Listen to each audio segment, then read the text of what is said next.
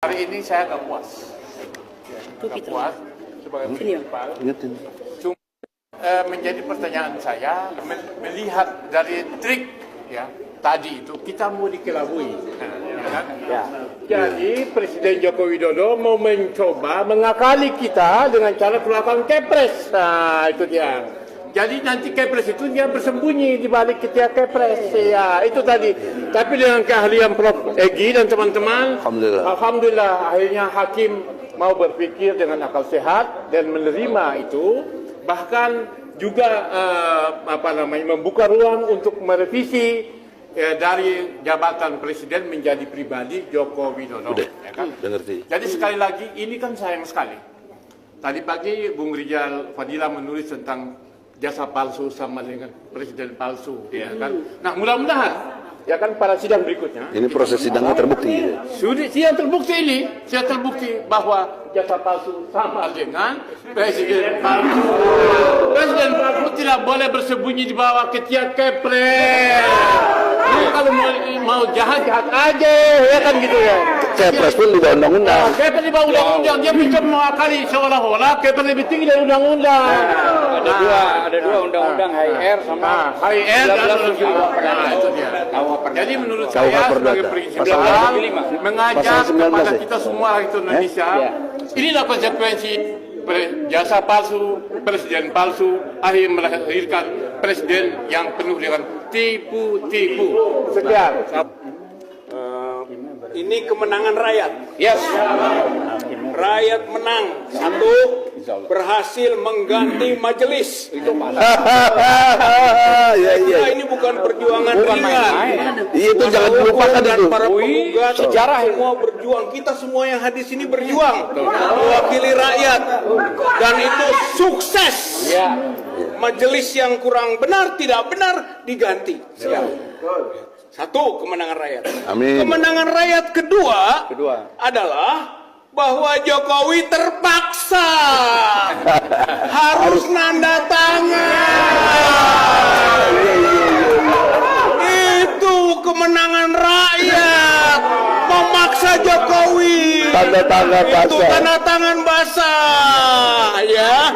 Yang ketiga, kemenangan rakyat di depan kita akan terbukti jasanya palsu. Dan yang keempat, presidennya palsu. Dari boneka kayu.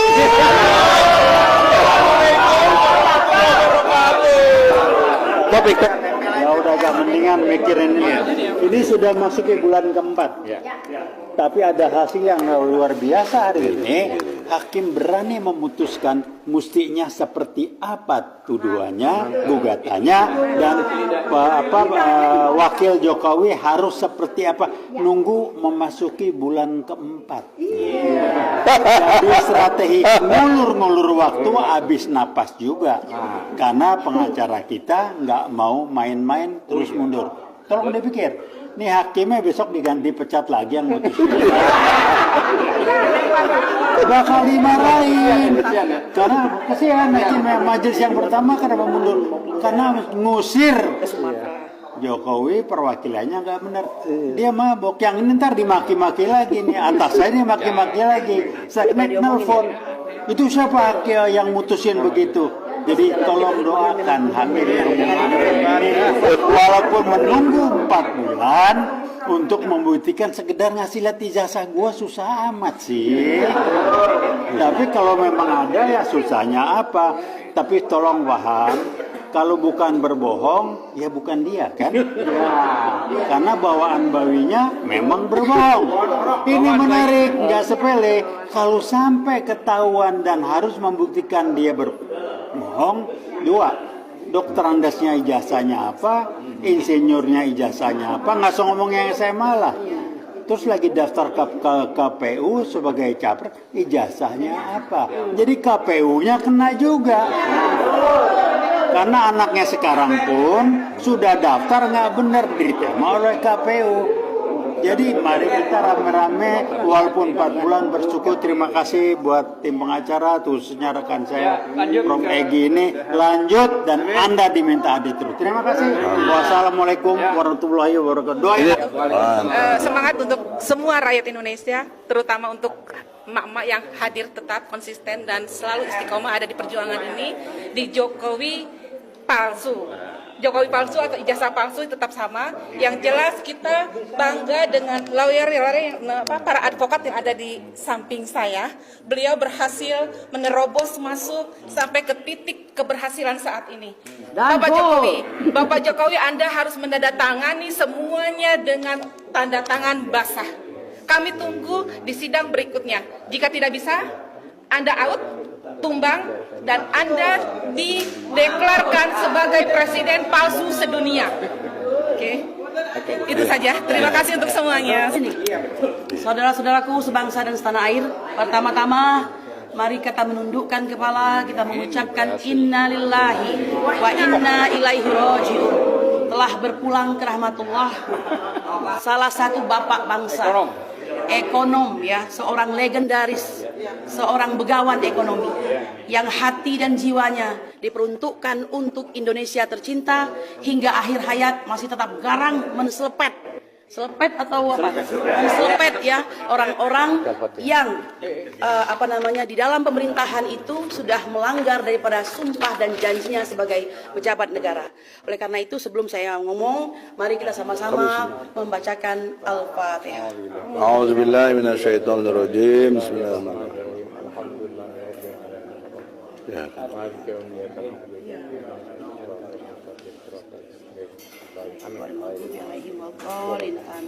Al-Fatihah tadi kita persembahkan untuk yang tercinta, abang kebanggaan kita, Rizal Ramli, rahimakumullah. Saudara-saudaraku sebangsa dan setanah air, tadi saya sampaikan di hadapan hakim bahwa jihad yang paling utama itu adalah menyatakan kebenaran di hadapan penguasa. Jihad itu tidak hanya kami pengacara yang harus melakukan, tapi justru paling utama adalah Kodi itu adalah hakim, ya. Mereka lah yang menjadi dominus litis, yaitu orang yang dominan di dalam pengadilan, memberikan arahan dan memberikan keputusan. Betul atau tidak? Kenapa? Karena sekali mereka memutuskan, keputusan itu akan menjadi tonggak untuk menjalankan eksekusinya. Jika benar keputusannya, maka benarlah semua. Jika salah keputusannya, maka salah semuanya. Nah, oleh karena itu, sebagai tim hukum dan para penggugat yang sudah menyiapkan dengan sedemikian rupa, ya, bukan asal menggugat orang, bukan asal untuk memfitnah orang, maka kami pasti insya Allah mempunyai bukti-bukti fakta-fakta yang benar. Ya, nah, saudara-saudaraku sebangsa dan setanah air, tadi kami juga menyampaikan bahwa adalah sebuah keharusan untuk memajukan apa yang dimaksud dengan kebenaran. Hukum itu sendiri adalah obat. Sebenarnya kita meminta seorang Joko Widodo itu bisa bertindak sebagai orang yang memberi contoh, ya kan? Apapun juga suri teladan, apalagi kalau sudah digugat, berarti ada warga negara yang tidak puas. Permasalahannya sekarang bukan soal tidak puas, lebih kepada pidana, di mana pemalsuan itu mencakup 2 norma, yaitu penipuan dan ketertiban masyarakat. Ya kan? Nah, oleh karena itu tidak bisa main-main lagi. Kita berterima kasih hakim pengganti ini telah melakukan breast finding, meskipun harus didorong-dorong seperti orang melahirkan gitu ya. Pembukaan 1, pembukaan 2 begitu kan. Pada akhirnya beliau ingat bahwa tetap dia katakan oleh Imam Baihaqi bahwa kita ini bukan mayat hidup. Siapa mayat hidup itu? Mayat hidup itu adalah orang yang tidak mengingkari kemungkaran. Jadi mereka mengiyakan, tidak dengan hatinya, tidak dengan kata-katanya, tidak dengan tangannya. Nah, ini masih ada iman di hatinya, alhamdulillah. Sehingga kita masih bisa berjalan ke arah kebenaran. Betul? Nah, karena hukum itu adalah obat, kami patuh, kami akan melakukan perubahan seperlunya, ya. Maka yang 9 tadi tidak boleh batal dong. Orang ujungnya memang semua kesana semua kok, ya kan? Tergugat. Ya, 9 tergugat dan 1 turut tergugat, ya. Hanya kita meminta yang 1 ini nama presidennya itu kita hilangkan, bahwa dia adalah Joko Widodo. Padahal dia presiden juga. Memang ini blunder kesana kemari. Maka bener lah kita itu sebenarnya. Jokowi yang presiden yang Jokowi. Kan begitu. Udah saya bilang gitu. Mari kita bismillah, tetap bersemangat, tetap kawal, kita berdoa. Semoga kita ke depan mendapat pemimpin yang lebih baik. Ingat, pemilu itu bukan commercial break. Pemilu itu adalah radical break. kata si Rocky Gerung ya. Jadi radical break, tidak cocok, tidak sesuai, ganti, kan begitu. Ganti dengan yang baik. Allahu Akbar. Closing. Bicara lagi. Closing. Langsung teknis, saudara-saudara. Lihatlah di sini halaman kedua bahwa kita TPUA, Tim Pembela Ulama dan Aktivis. Aktivisnya tadi Rijal Fadila, Saudara Taufik, Muslim Arbi, Bambang Tri, terus satu lagi Hatta Taliwang. Melawan Jokowi. Lawyernya kami. Nah, di sini yang mau diganti nih. Kami di sini Presiden RI Jokowi. Nah, kalau ini mereka beralasan bisa pakai SK, bisa pakai mandat dari Mensesnek dan Jaksa Agung. Nah, bagaimana supaya tidak demikian? Sekarang presidennya kita drop, dibelakangkan, gitu loh. Secara pribadi, Saudara Joko Widodo yang kini menjabat presiden. Nah itu, jadi si pemberi kuasa Jokowi harus memberi kuasa tanda tangan basah kepada yang diwakilinya dari Jaksa Agung tadi. Nah, jadi nggak bisa lagi dia atas nama SK, nggak bisa. Karena ini ada jangankan di HIR yang udah lama, di Undang-Undang Pokok Perdata, Pajak 1793. Nah, poinnya? Pasal 1793. Apa poinnya? Oh, poinnya bahwa seseorang yang memberikan kuasa kepada pihak lainnya itu harus dalam bentuk surat kuasa yang asli dan tanda tangan. Sama aja sama HIR. HIR pasal 123. Nah, jadi saudara-saudara, perubahannya sudah mendasar dan janji hakim tadi 3 hari dari setelah masuknya, kita akan masukin besok karena harus banyak yang dirubah sedikit dalam pengertian ini, karena juga kemarin juga ke petitumnya juga, karena kita menuntut pemerintah ini. Nah, di sini harus menuntut ke Jokowinya. Nah, di sini ada ada Menteri Keuangan. Kenapa? Karena Jokowi mengatasnamakan dirinya sebagai presiden. Jadi dia telah menyalahgunakan wewenang luar biasa. Maka implikasi hukumnya, utang luar negeri kita yang 9.000 triliun Jokowi sendiri bayar sama konglomerat yang dukung dia. Nah, kan di kantong Jokowi ada 11.000 triliun. Bayarlah 9.000 triliun itu. Masih ada 2.000. Ya, masih kaya juga kok. Tapi bayar itu utang negara. Kalau utang BUMN tambah utang swasta 20.000 triliun. Nah, dibebankan lagi kepada Jokowi, ya bangkrutlah Jokowi itu, insyaallah. Nah, oleh karena itu, saudara-saudara, dan lebih memalukan lagi adalah seperti Adinda Kurnia sampaikan, ini memalsukan itu adalah satu perbuatan tindak pidana, ya, memalsukan dan ketertiban umum. Lebih dasar secara moral, dia menipu dirinya sendiri.